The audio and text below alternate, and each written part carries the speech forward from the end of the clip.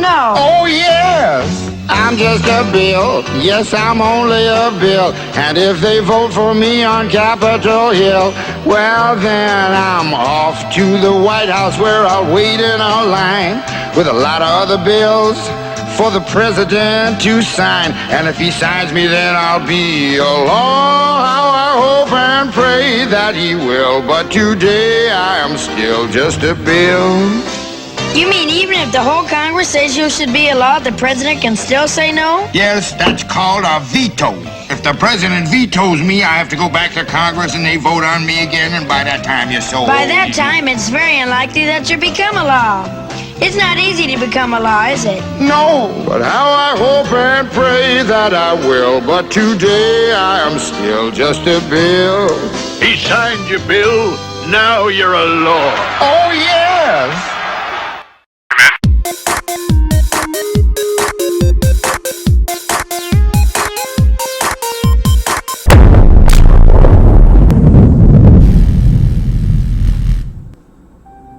In 1971, the premiers of 10 provinces of Canada met in Victoria, British Columbia to negotiate an amendment procedure for the Canadian Constitution.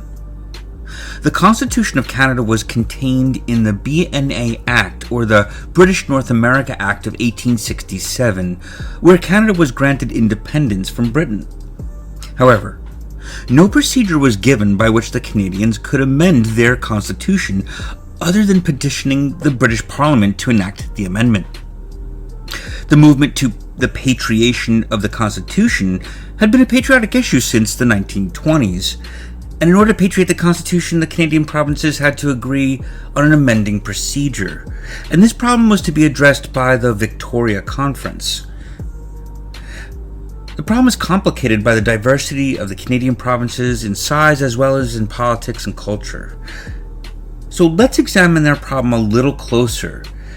Let's look at the map of Canada through the lens of mathematics and turn our attention to weighted voting systems to discover the power one vote really has.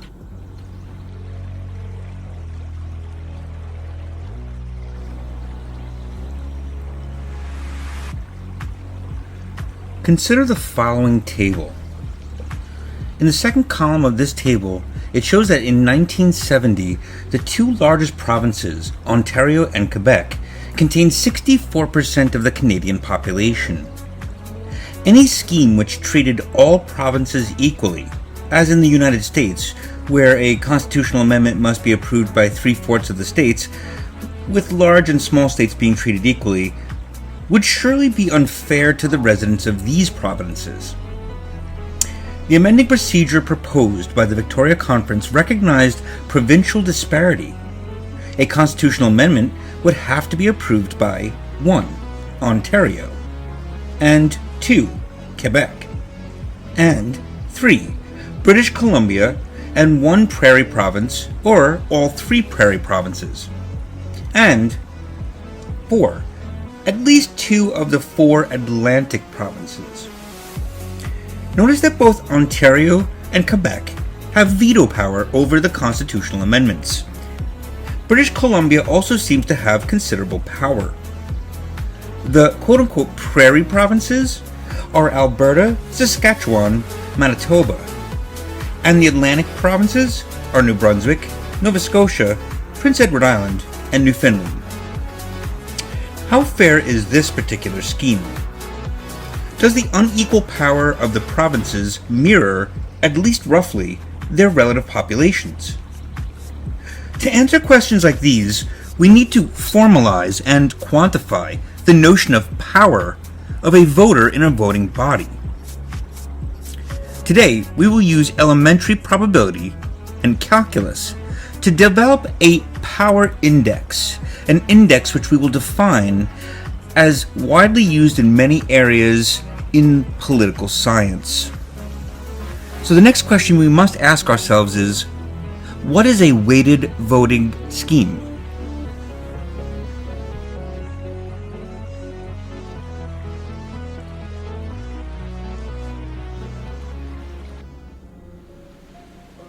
So what is a weighted voting system?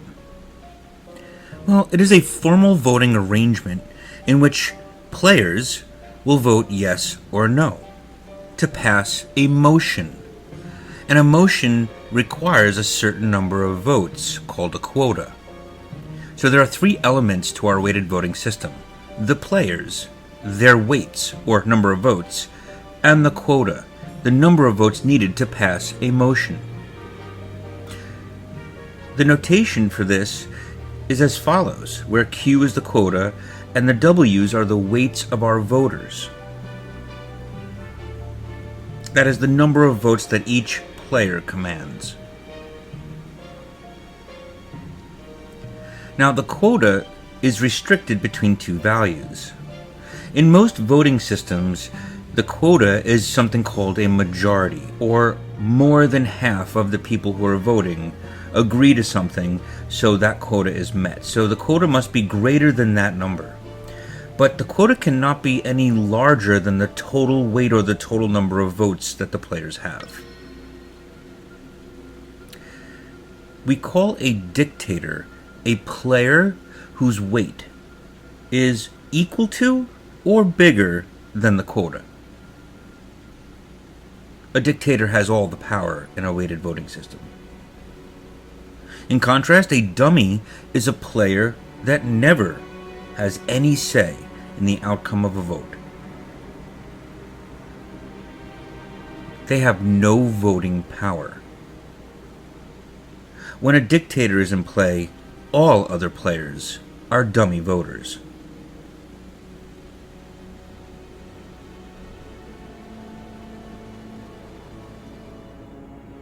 Spotting a dummy is not always easy.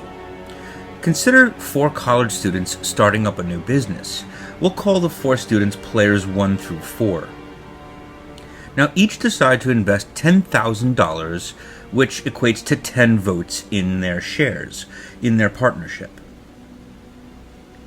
Now player 4 comes up short on cash. They're only able to come up with $9,000, so they're allotted 9 votes. Now suppose the quota is, 30. So it requires 30 votes to pass a motion. The notation for this voting scheme is as follows. 30 is our quota, 10 votes for the first 3 players, and 9 votes for the last player.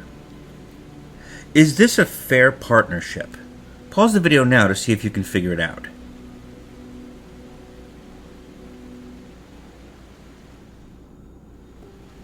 On closer examination, we realize that a motion can only pass if the first 3 partners all vote yes.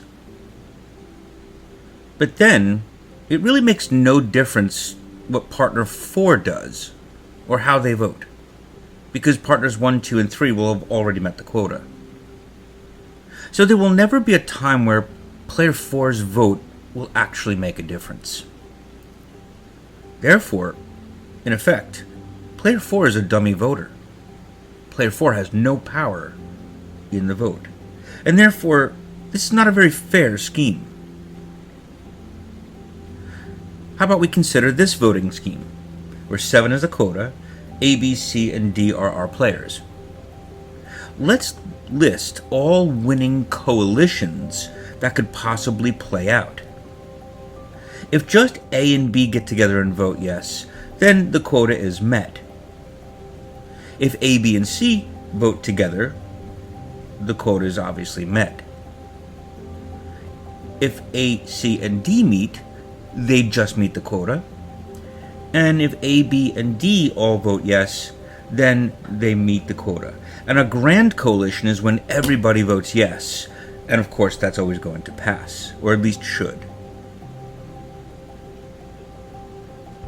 So being able to list all the winning coalitions is an important feature to discovering how the voting power is actually distributed.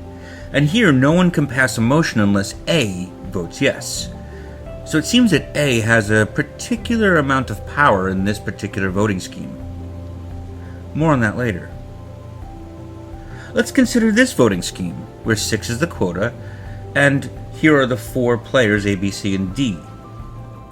You note that A has 70% of all of the votes. Yet, A has all of the voting power. That makes A a dictator, and the rest of the players dummies.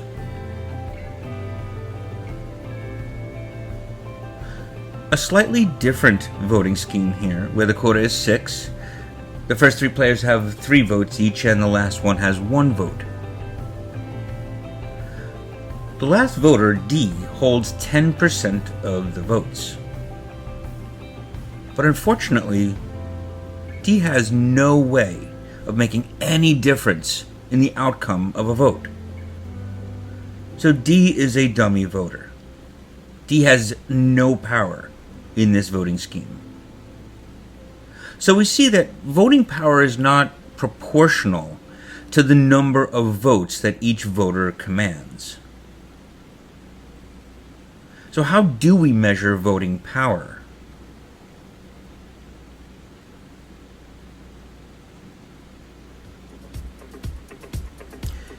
Now, who is veto? Consider this voting scheme here, where the quota is 12, and the 4 players, players 1 through, 4, I have a typo there, are 9, 5, 4, and 2 are the weights. Now the first player here commands 9 votes, which isn't enough to make player 1 a dictator. Yet player 1 has the power to obstruct a motion from passing, any motion from passing. In other words, P1's votes are required to pass a motion. No motion can pass without P1's approval. This is what we say a player has veto power actually means. They have the power to stop the vote.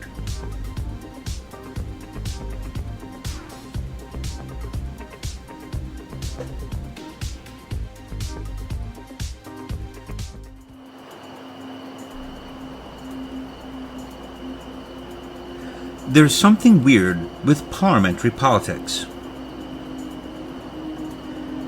What I'm referring to is the Parliament of Icelandia. Now, the Parliament of Icelandia has 200 members, and it consists of 3 political parties: the Red Party, the Blue Party, and the Green Party. And we'll consider those parties to be players 1, 2, and 3 respectively in our weighted voting system. The parties have decided on a simple majority to be used as the quota here, so more than half will give us a quota of 101. So, we set up the voting system in this way. The Red Party gets 99 votes, the Blue Party 98, and the Green Party only gets 3, which may look like the Green Party has very little power. So if we list all of the winning coalitions, we can draw some conclusions about just how much power the Green Party has. If the Red and the Blue Party say yes and the Green Party says no, a motion will pass with 197 votes. If the Red and the Green Party say yes but Blue says no, a motion still passes but not strongly. When Blue and Green say yes and Red says no, a motion just passes. And in a grand coalition, everybody says yes, and it's a unanimous decision. As it turns out, at least 2 parties must vote yes, but it does not matter which 2 parties. So the Green Party actually commands just as much power to affect an outcome as the Red and Blue parties do.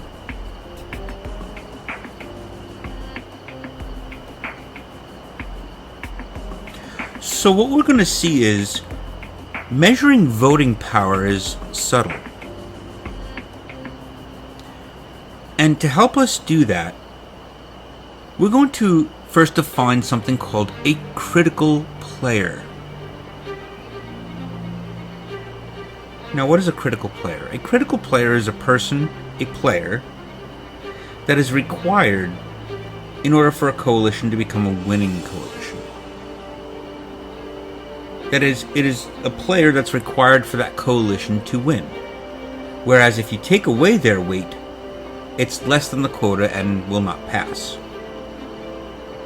Alright, so we go back to this voting system here, for the red, the blue, and the green parties.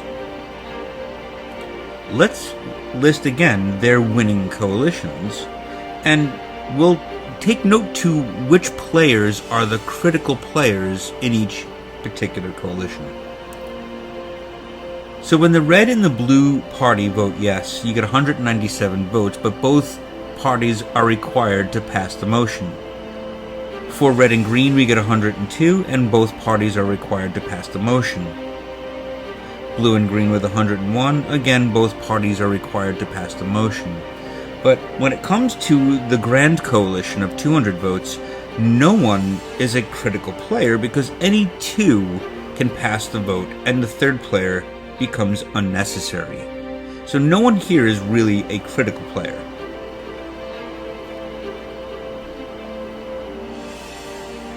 In 1965, an American lawyer by the name of John Banzhaf outlined a method for analyzing power in a weighted voting system. We will call this the Banzhaf Power Index. And the steps here are outlined as follows.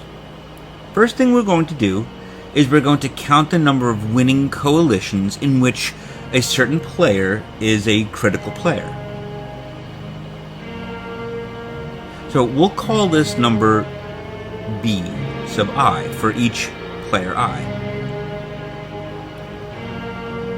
So now for each player I, the number of times that player was critical, the BI numbers, we sum all of them up for all of the players and we get a total number. This is the total number of times any of the players are critical. Then we calculate for each player the ratio of B over this total T. And that's going to equal beta sub I, which is a number within 0 from 1. And that is the power index, the Banzhaf power index. And in the distribution, all of these indices for all players should sum up to 1.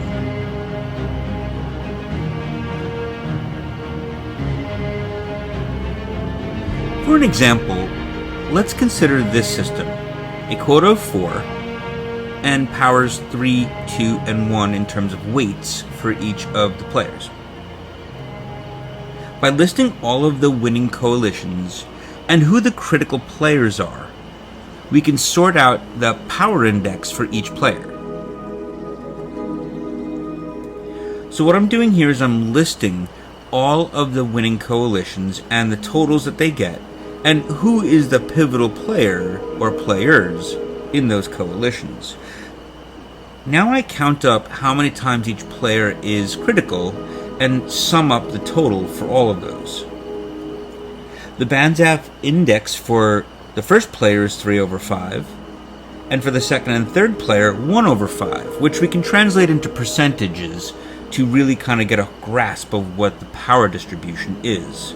The first player has 60% of the power, the other two have 20% of the power under this particular power index scheme.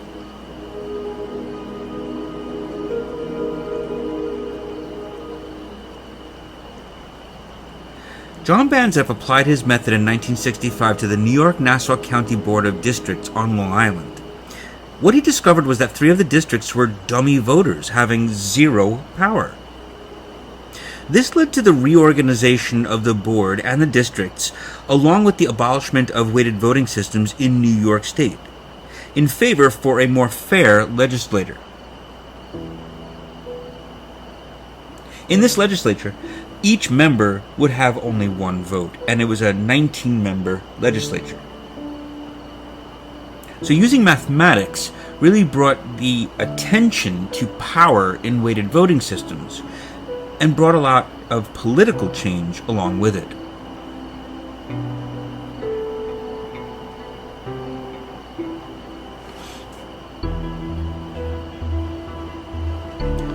Another power index which yields similar results to the Banzhaf power indices is something called the Shapley-Shubik power index, named after Lloyd Shapley and Martin Shubik in 1954.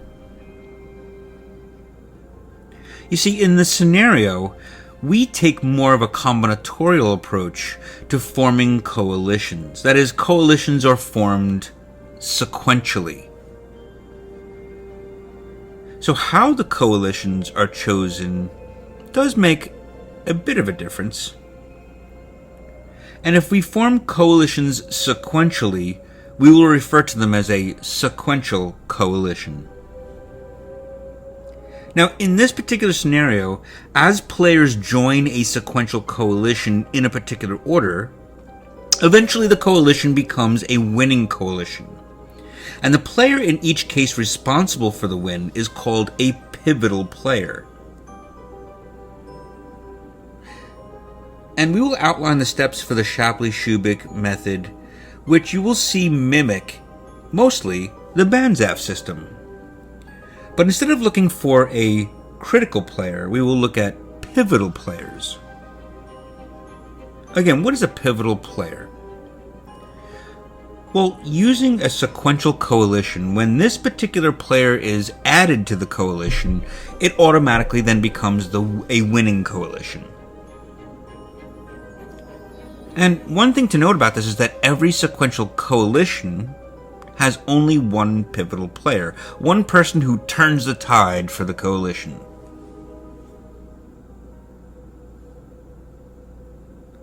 So here are the steps for the Shapley-Shubik scheme.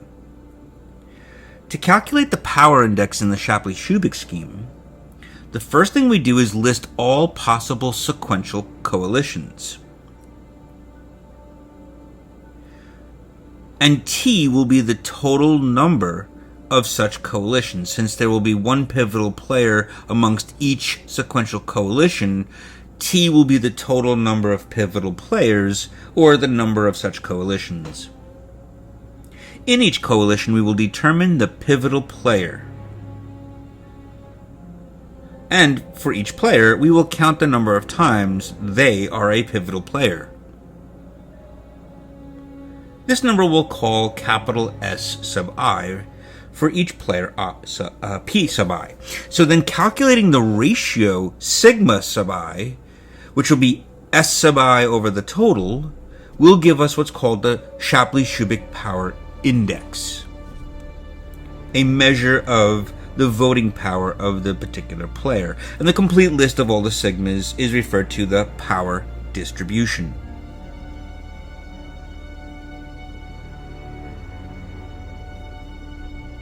Let's revisit a particular problem here. So, for this system with a quota of 4 and weights 3, 2, and 1, we discovered that the Banzhaf power distribution was 60%, 20%, and 20%. Under the Shapley-Shubik method, since there are 3 players, there will be 3 factorial, or 6 sequential coalitions to look at. This is where the combinatorial aspect of it comes into play. So, sequentially ordering the different players, players 1, 2, 3, in that order, the second player is the pivotal player, giving us a value that is equal to or greater than the quota. For the sequence 1, 3, 2, player 3 is the pivotal player, and in the sequence 2, 1, 3, player 1 is the pivotal player. So you'll see each sequential coalition has one pivotal player. It is the player that when they add their weight to the coalition becomes a winning coalition. Okay, so we have 6 to go through here, and I'm underlining each time we get a pivotal player.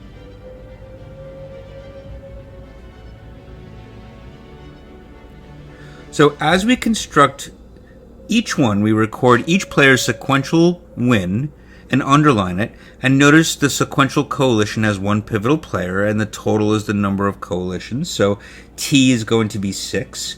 And when we figure out the percentages here, we see that the power distribution under the Shapley-Shubik method is 66 2/3% for the first party, the red party, and 16 2/3% for the blue and green party. You can see here that they mirror each other a little closely, but one is definitely different than the other, so they do definitely give different results.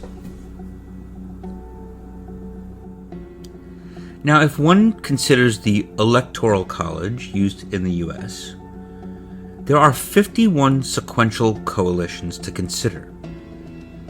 That's a number that's 67 digits long, shown here. To practically figure out that distribution of power would be a monumental undertaking, to say the least. So to get a more fundamental measure of power, we can approach the problem from the standpoint of probability. But that will just have to wait for part 2 of our video.